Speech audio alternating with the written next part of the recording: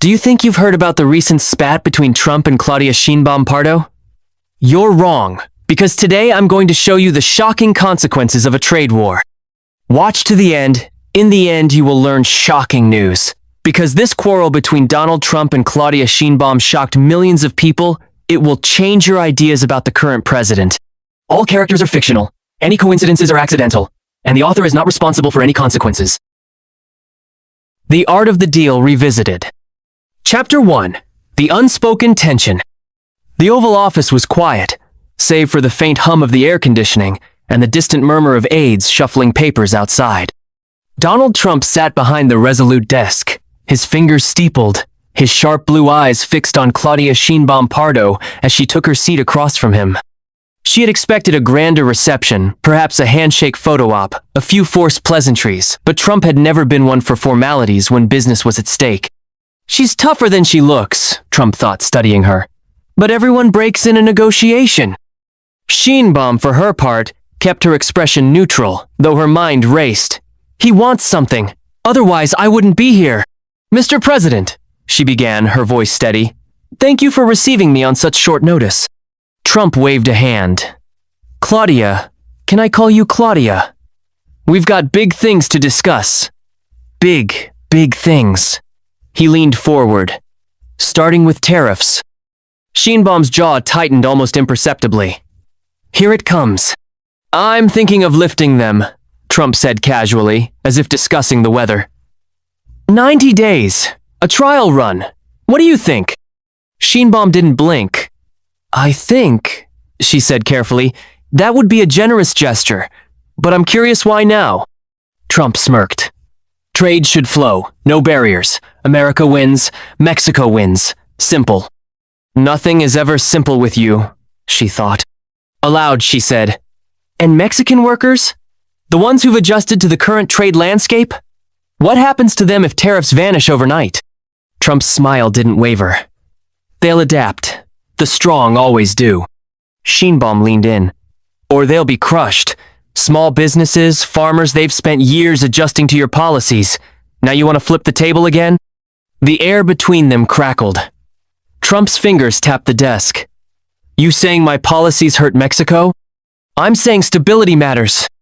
Trump chuckled, but there was no warmth in it. Stability? While the world burns? Let's talk about Ukraine. Sheinbaum exhaled. And here we go. Chapter 2. The Ukraine Gambit. 3 years of war, Trump said, shaking his head. And what's changed? Nothing. Just more dead. More money wasted. Sheinbaum arched a brow. You're suggesting withdrawal of support? I'm suggesting someone needs to end it, Trump shot back. You think Zelensky can? You think Putin wants to? Sheinbaum folded her hands. And Mexico's role in this? Trump grinned. Ah, now we get to it. You've got influence. Latin America looks to you. If you backed a peace push, my peace push, it'd carry weight. Sheinbaum almost laughed. So that's the play. He wants me to legitimize his deal. Peace is always the goal, she said carefully.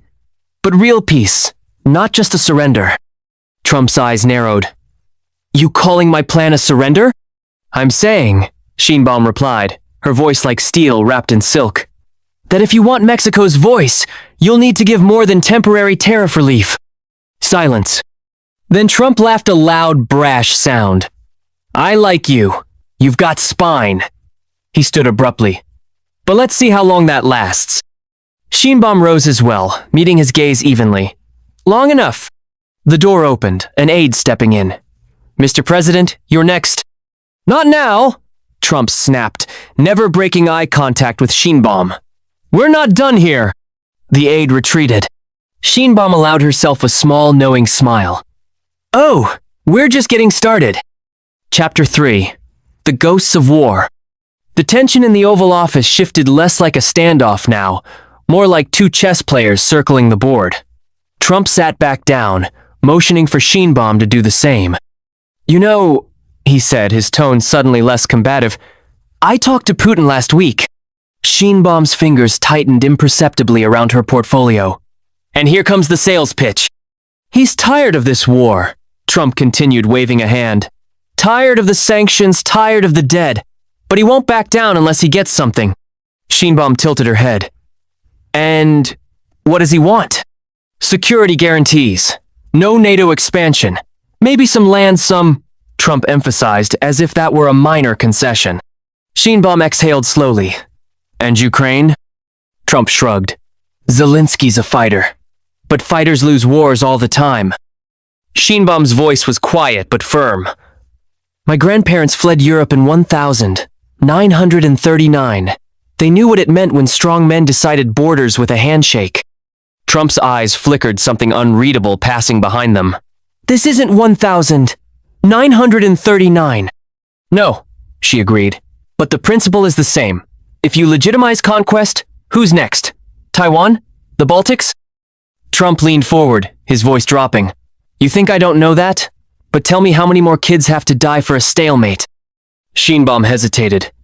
For the first time, she saw something in Trump's face beyond bluster, frustration, maybe even guilt. You're right, she admitted. The cost is unbearable. But peace without justice isn't peace. It's a time bomb. Trump grunted, spoken like a true politician.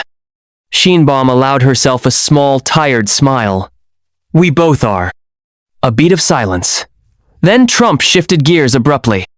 Let's talk about something easier. Healthcare. Sheinbaum almost laughed. Easier? Chapter 4. The Wounds of Home. You ever try getting a doctor in Mexico City? Trump asked as if making casual conversation. Sheinbaum raised an eyebrow. Every day. I live there. Trump smirked. Yeah? Well, try getting a veteran into a VA hospital here. It's a disaster. Sheinbaum studied him. This wasn't just political posturing, there was real anger there. My father was a scientist, she said carefully. He believed healthcare was a right, but the system failed him in the end. Trump's expression darkened. My brother Fred, he trailed off, uncharacteristically hesitant. He was the good one, smart, kind, didn't drink, didn't smoke. And you know what killed him? Sheinbaum waited. The system. Trump's voice was low, almost bitter. By the time they figured out what was wrong, it was too late. Sheinbaum nodded slowly. In Mexico, we have universal care, but universal doesn't always mean good. People still die waiting. Trump exhaled sharply. Yeah, nobody fixes it, just a lot of talk. For a moment, the two leaders, so different in ideology, in style, shared something rare. The weight of knowing that no matter their power, some problems defied easy solutions. Then Trump's phone buzzed. He glanced at it, and just like that, the moment passed. His usual bravado snapped back into place. Immigration, he declared as if launching a new offensive. Your people keep flooding my border. Sheinbaum's eyes flashed. Here we go again. My people, she said coolly, are fleeing because your gangs sell them drugs and your guns arm our cartels. Trump's grin was razor thin. You saying America's the problem? I'm saying, Sheinbaum countered, that if you want to talk immigration, we talk both sides of the river. Trump opened his mouth, then suddenly laughed. Damn, you're good. He shook his head. No wonder AMLO likes you. Sheinbaum smiled faintly. He didn't like me. He tolerated me. There's a difference. Trump leaned back, appraising her.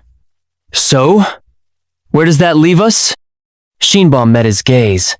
That depends, Mr. President. Are we negotiating or just talking in circles? Trump's smile didn't reach his eyes. Oh, we're negotiating. Chapter 5. The Unlikely Alliance. The air in the Oval Office had shifted, no longer charged with hostility, but with something more unpredictable. Curiosity. Trump drummed his fingers on the desk, studying Sheinbaum like a puzzle he hadn't quite solved. You know, he said abruptly, nobody talks about it, but Mexico's got some of the best solar potential in the world. Sheinbaum blinked, caught off guard. Where did that come from? We do, she replied cautiously. And yet, your tariffs on solar panels made it harder for us to build that infrastructure. Trump waved a hand dismissively. Old policy. Markets change. He leaned forward, his voice dropping conspiratorially. Between you and me, windmills are a scam. Ugly, kill birds disaster. But solar? Solar's smart. Sheinbaum couldn't help the small smirk that tugged at her lips. Of course, he hates wind energy because it ruins the view at his golf courses. Mexico is investing heavily in renewables, she said carefully. But we could move faster with better access to US technology and fewer trade barriers. Trump's eyes gleamed. See, now that's a deal I could sell. Clean energy, jobs on both sides, beautiful optics. Sheinbaum tilted her head. So you'd consider lifting the solar tariffs as part of this 90-day trial? Trump grinned. Maybe, if you throw in something for me. Sheinbaum sighed inwardly. There it is. What do you want? Trump's grin widened. A public endorsement. You standing next to me, talking up our new North American energy partnership. Big, bold, huge headlines. Sheinbaum's mind raced. A photo op with Trump? AMLO would have an aneurysm. But the potential gains were undeniable. Only if the tariff suspension includes all green technology, she countered. Not just solar. Trump's grin didn't waver. Now you're thinking like a deal maker. For the first time that afternoon, the tension between them felt almost productive. Then Sheinbaum's phone buzzed. She glanced at the screen, a single message from her chief of staff. It's done. The vote failed. Her stomach dropped. Trump noticed the shift instantly. Bad news?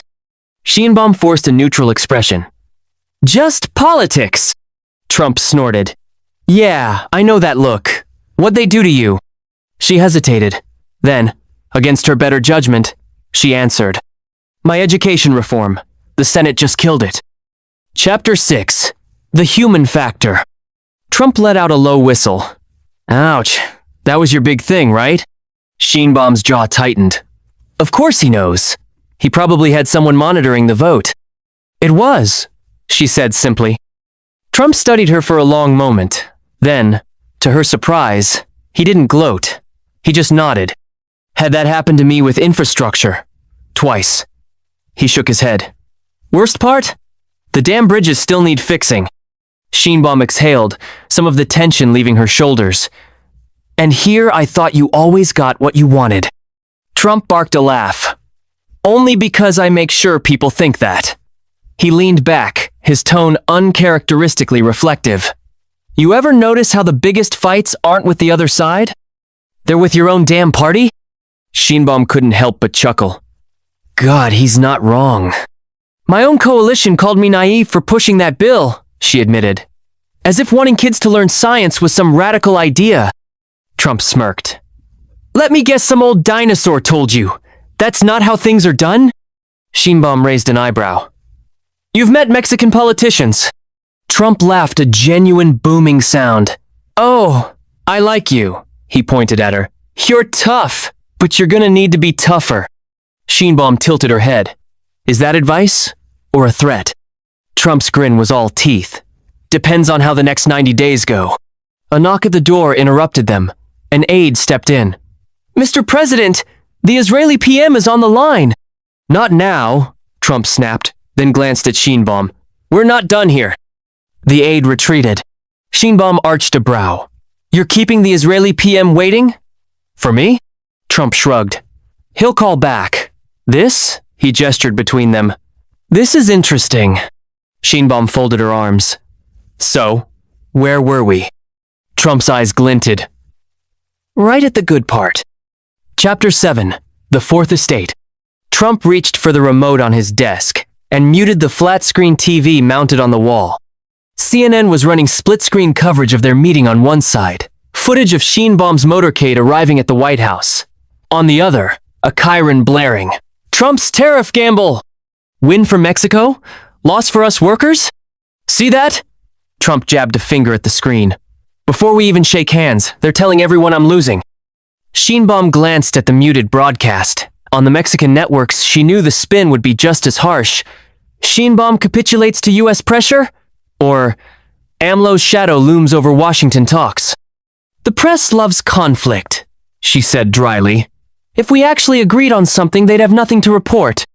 Trump snorted. Oh, they'd find something.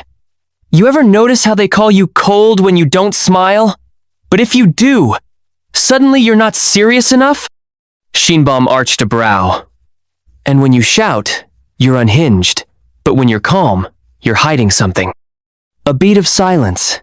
Then Trump chuckled a low, knowing sound. They killed you for being a scientist, didn't they? Too academic, out of touch. Sheinbaum's lips thinned. And they crucified you for being a businessman, deal-maker, not a real leader. Trump leaned back, studying her. You know what your problem is? You're smarter than them, and they hate that. Sheinbaum almost smiled. Coming from you, I'm not sure if that's a compliment. Take it how you want. Trump shrugged. But answer me this, when's the last time the media got anything right about you? Sheinbaum thought of the headlines after her failed education bill, Sheinbaum's Waterloo, as if one setback erased years of governance. They reduce everything to winners and losers. As if governing is a sport. Trump's eyes gleamed. Exactly. And yet, he spread his hands. Here we are, the two biggest losers today, about to change the game. Sheinbaum tilted her head. Is that what we're doing? Trump's grin was all teeth. Oh, we're just getting started. Chapter 8. The Next Frontier. Trump stood abruptly and walked to the window, gazing out at the rose garden. Let me ask you something, he said, his back to her. What's the one thing Mexico could do right now that would change everything? Sheinbaum didn't hesitate. Break our addiction to oil. Full energy transition in 10 years. Trump turned, eyebrows raised. 10 years? Even I wouldn't say that out loud. Why not? Sheinbaum challenged. You want huge deals? Imagine Mexico as the green energy hub of North America. Solar, hydrogen, electric vehicles all built with US tech and Mexican labor. Trump stroked his chin. And the unions? The oil guys? They'd eat you alive. Sheinbaum's eyes flashed. Let them try. Trump laughed, sharp and approving. Now that's the kind of talk I like. He paced back to his desk. But here's the problem. Your grid can't handle it. Ours barely can. So we rebuild them. Together. Sheinbaum leaned forward. You want a legacy. Not just a wall, a wire. A continental clean energy network. Trump froze. For a moment, Sheinbaum wondered if she'd overplayed her hand. Then his lips curled into a slow, calculating smile.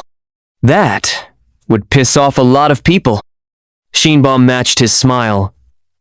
I thought you liked doing that. Trump pointed at her. You're dangerous. Only if you're afraid of the future. The room hummed with possibility.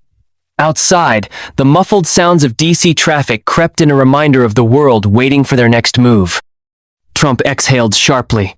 All right, let's say I back your energy play. What do I get? Sheinbaum didn't blink. What do you want?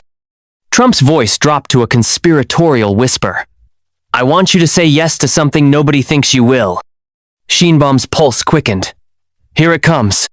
Chapter 9. Breaking the Ice. The tension in the Oval Office had reached its peak until Trump's phone buzzed again. This time, he glanced at the screen and let out an unexpected chuckle. You ever get those scam calls? He asked, turning the screen toward Sheinbaum. The caller ID read, ERS urgent tax issue. Sheinbaum couldn't help but smirk. All the time. My favorite is when they say they're from Banco de Mexico and threaten to freeze my account. Trump barked a laugh. They called you? The Presidenta? Apparently even heads of state need to verify their identity, she deadpanned. Trump shook his head, grinning. You know, I once had a guy call the White House switchboard pretending to be me. Said he needed Air Force One fueled up for a secret trip to Vegas. Sheinbaum raised an eyebrow. Did it work? Hell no, Trump scoffed. But I almost hired the guy for creativity. For the first time all afternoon, both leaders laughed, not as negotiators, not as rivals, but as two people who, despite their power, still had to deal with the absurdities of modern life. The moment passed, but the air between them had shifted. Trump leaned back, studying her. You're not what I expected. Sheinbaum tilted her head. And what did you expect?